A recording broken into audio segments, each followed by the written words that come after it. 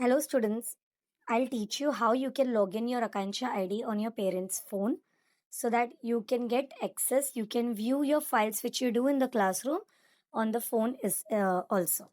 Okay, so here what we will do is go to Google. Okay, so if you see your Google, here you can see T, it means my ID is login over here, but that is not an Akanksha ID. Okay, it's another ID. So I'll click here. And if you can see a plus add another account, I'll click on this. I'll go to Google. It will take some time. Okay, I'll put my Akanksha ID. See to it your Akanksha ID is in proper format. That is first three letters of your name, then first three letters of your surname, six digits of your birth date, @akanksha.org.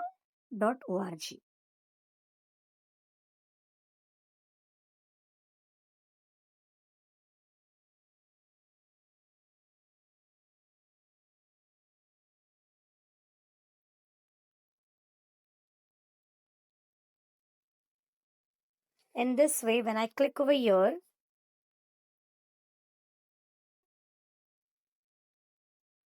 I got the ID. Okay.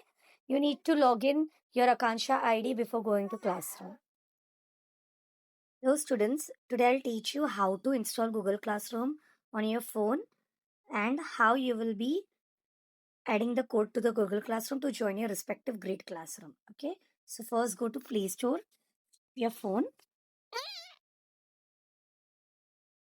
and here just searched Google Classroom.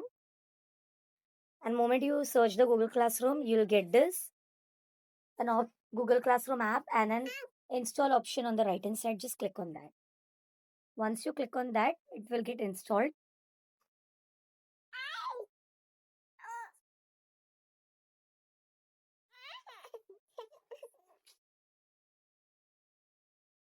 Now open the Google Classroom.